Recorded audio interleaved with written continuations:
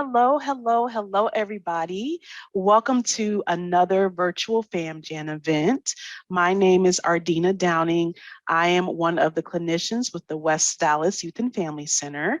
And today, boys and girls, I am going to be talking about mental health one-on-one. Okay, so what are we going to be talking about today? So today we're going to be talking about what mental health is. What is good mental health? What hurts us in terms of our mental health? Signs of needing mental health help? What helps our mental health? As well as what are some resources that are available to us? So what are some adults or what are some community resources that can help us out when we're not feeling so great? Okay. So what is it? So as you can see, I have a picture of different suckers. So there's a sucker that looks like it has a sad face. There's one that looks happy. There's one that kind of looks surprised. And so these are just physical representations of what mental health looks like. So those are emotions, but mental health is more than just emotions. It's how we feel, think, and act. It's, of course, if we're feeling happy, angry, sad, excited, or a variety of other feelings. It's also about how we think. So, our choices, our beliefs, our values, and how we act. So, our behavior, how we interact with other people. So, how we're social as well. All right. So we're going to talk little bit about what's good mental health. So as you can see here, I have a little tree. And so this tree is a healthy tree. So it has green leaves, it has a nice healthy brown trunk, it's getting the water, the sunlight it needs, probably in a really good space. So that's kind of how we can look at good mental health when we're like this tree and we're getting all the nourishment and we're in a good place. So what are some signs of it? Feeling safe and comfortable. I'm pretty sure this tree feels pretty comfortable. Feeling connected to self and others. Positive beliefs about ourselves. So when we think I'm capable, I can do it, I'm doing a good job, my family, my friends, they love me. Those are positive things that we may say to ourselves when we have good mental health. Having I can do it attitude. So once again, that's another positive belief. I'm able to do this, even if something's really hard and really difficult. Being able to have a range of feelings. And so when I say range, that means not just one feeling here or there, but all of the different feelings. So remember the slide before where I said someone could be happy or sad or mad or excited. So if you have good mental health, that means you're able to feel all of the different things and then able to work through challenge. So there are going to be difficult, hard times in life, but when you have good mental health, you're able to kind of work through it. You're able to figure out how to help yourself, or you're able to ask other people how they can help you figure it out. Oh, goodness. So what do we have here? Well, it looks like our friend, the good tree or the healthy tree, is on the left. So it's green, has a brown trunk. But then if you look over here, what do we see? We see a tree that has lost its leaves. It's no longer colorful. It just doesn't look like it's in a good place.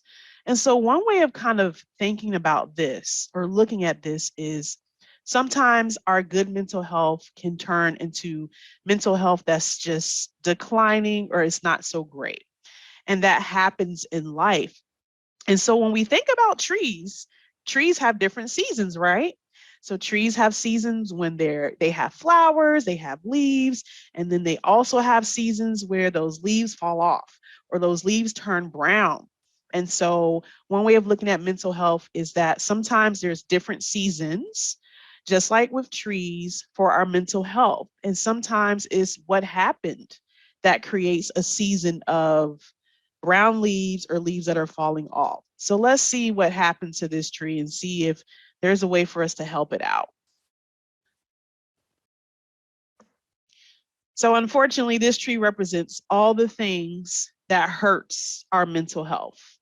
So, trauma. So, when we think about trauma, trauma is essentially anytime there's an experience or a set of experiences that overwhelms our ability to deal with it or to handle it. It's just so much stress that our minds and our bodies and our mental health just is hard. So, like if you're, you know, if there was a car accident or you saw someone get hurt in front of you, or even you yourself was hurt, that can definitely be considered trauma. Um, Trauma can also be physical. So if you actually ever really, really hurt yourself and it's kind of hard for you to get back up and move along, then that's definitely trauma. Negative social experiences. So if you've ever been bullied before, if you ever felt like the adults around you don't hear you or they don't listen to you, if you've ever come across social media. So if you've been on social media and people are saying mean things, those are considered negative social interactions. Those are not things that help our mental health. Those situations hurt our mental health. And a part of good mental health is feeling connected. Ongoing stress. So, what is that? So, we all experience stress in life, but ongoing stress is where, let's say, I don't know, I missed the bus this morning and then my mom or dad, they were fussing at me in the car. And then when I get to school, I realize I don't have my lunch. And then after school, I found out my grandmother is having a really hard time. And then I feel like I can't understand my homework. And let's say this happens like 2 or 3 days a week. That is ongoing stress. Or your family may be dealing with other things that happen not just once, but multiple times. That can definitely impact your mental health and make your leaves turn brown or make your leaves fall off. And that response is normal. So, that ongoing stress, that's a normal response where you don't feel so great. Transitions and changes. If you move, for some people, moving can be really difficult. Or let's say you're going from kindergarten to first grade, or from fifth or sixth grade to middle school. So, transitions and changes can definitely hurt our mental health if we don't have ways of trying to understand how do I work through this, or who can help support me as I go through this. Your physical health. So naturally, when we don't feel good mentally, how we think, how we feel, and even how we behave or how we act, that can change. We may not have motivation. We may not want to do things that we used to do because we just don't feel well physically. And sometimes physical health can be ongoing stress. Like if you've been sick for days or weeks, that can definitely hurt you and your mental health. And then our environment. So, who we're around. Are we in a clean environment? Are we in an environment where we feel happy and healthy, a fun environment? Or are we in an environment where we don't feel seen or heard or we're unsafe? So, how do we know when our mental health needs help? So, if there's changes in eating and sleeping, so I'm eating more or eating less than I used to. I'm sleeping more. I'm sleeping less. I'm having nightmares. I'm feeling disconnected from people. So what that means is you feel like you don't want to be around people, or you don't want to be bothered, or you feel misunderstood, or you feel like people just don't get it. You just no longer feel connected to your friends or your family.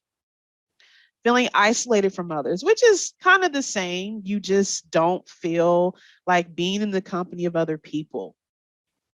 Loss of interest in activities. So let's say after school, you really like to go outside and play with your friends, or you really like to help your dad cook, or whatever it may be. You like to play sports. And because of your mental health changing, you don't feel so great. Your thoughts aren't so great. You may not want to do any of that stuff anymore. Physical changes. So you may be gaining more weight because of your eating changing, your sleeping changing, or you may be losing weight. It's not just about weight. It could also be you notice I'm having a lot of headaches, or I'm noticing my tummy hurts. So those are some signs that you may need some help when your stomach hurts all the time and there's just like a bubble there and your head hurts all the time. You don't understand. Sometimes that may be a sign that you need some additional support. We all feel angry and sad, but if you notice times you feel sad and angry most of the time. So let's say normally you only feel sad once or twice a month or angry, here or there. But now I'm feeling sad almost every day, or it's becoming, I'm sad for longer periods of time, or I'm almost angry all the time. That's a sign. Your difficulty with focusing and concentrating. So sometimes that is a signal that you need mental health help. It's hard for you to focus. You may zone out and not pay attention. Your teacher's like, hello, hey, are you there? And you just realize, oh my gosh, I'm thinking about a whole bunch of things. I can't focus. And then increase of negative and unsafe thoughts and urges. So if you find yourself thinking like, I don't want to live, I don't want to be here, I think I might want to hurt myself or hurt other people, that's definitely a sign that you need some additional support and help. So what helps our mental health? Connection to our body. So feeling like your body's strong and healthy, you are able to stretch, you are able to engage in sports, you're able to breathe, and you notice when your body feels good and you notice when your body doesn't feel so great. So you can work on it. So being connected to your body is very important, and that can help your mental health because your body is connected to your mental health. Being thankful. Okay. So thankfulness definitely helps us. Just finding the little things every day.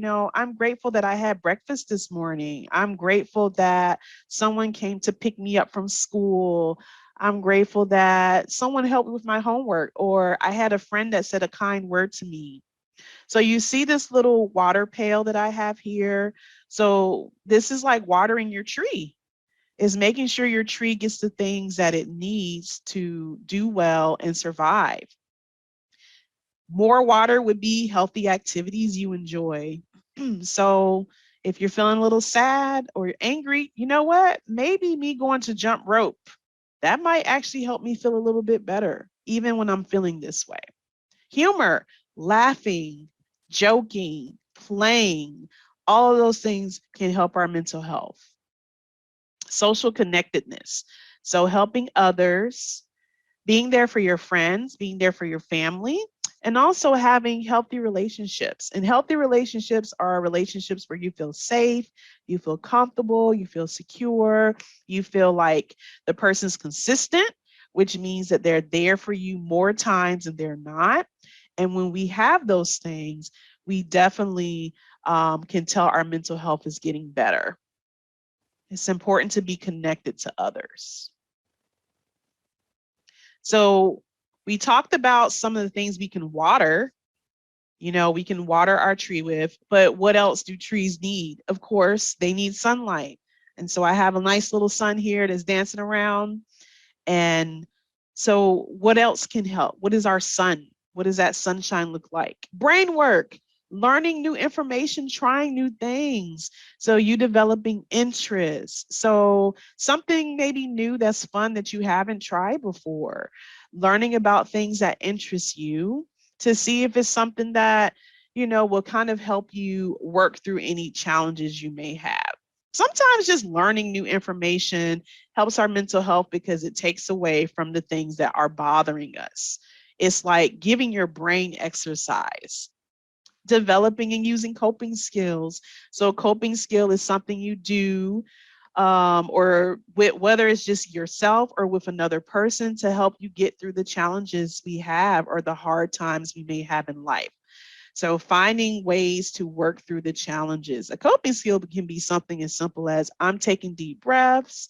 It can be something as simple as I'm choosing to think differently about this. I'm choosing to ask an adult for help, or I'm noticing what's happening in my body and I can make a different choice based upon what I'm noticing about how I feel. And another thing that's our sunshine is being honest and open with safe people about our thoughts and feelings. That's so important. We can open up to people, but it's important when we're feeling a certain way. What helps us is being open with safe people. And we all should have at least one or two people in our lives that we feel that way with. So, what are some resources that are available to help? I'm going to say the best thing for you to do is to talk to your school counselor or talk to your teacher if you need help. And what the school counselor or the teacher will do is they will speak to, they'll make what we call a referral, and they'll contact our clinic or they'll contact our school-based team. And they usually can call the number below at 972-502-4190 for more information about mental health services, but we have individual, family, group counseling. We also have a physical health services, which is just as important when it comes to our mental health. So Parkland Hospital helps us also through the clinic. And then for school-based services, we have individual and group counseling to general education students. And it's a little bit more short term, like 4 to 6 times you can meet with a school-based clinician, but they can also help if you feel like you want to hurt yourself or you notice that how you're feeling and your mental health changing is kind of impacting your academics, like if you can't focus or concentrate. They can also help you out with that. And sometimes we know that you're not at school 24/7. So if you're like spring break is coming up, if you're on spring break or it's after hours or it's the weekend, finding an adult that you can talk to that's safe. And if you're not able to, there's different resources in the community. So if you're in a crisis or have suicidal thoughts, and suicidal thoughts are thoughts of wanting to harm yourself or end your life or hurt yourself, then you can definitely call. And these are anonymous numbers. You can call 214-828-1000. And if you're not a big, I'm going to talk to someone on the phone, you can always text connect to 741-741 to reach the National Crisis Text Line. Some people like to text more, and so they can support you and help you determine what options you have and to help you. So at the end of the day, our mental health is here to stay. It changes, and sometimes we need help. Sometimes we can handle things on our own with ourselves. But if you notice any of the things that I mentioned changing and you're just feeling bad more times than not, then definitely reach out to your teacher, your school counselor, and they can help. Also, reaching out to those crisis lines that I mentioned, they can also help. Finding a trusted adult to speak to. Well, that's all the time I have for today. I hope you guys have a good one and see you later.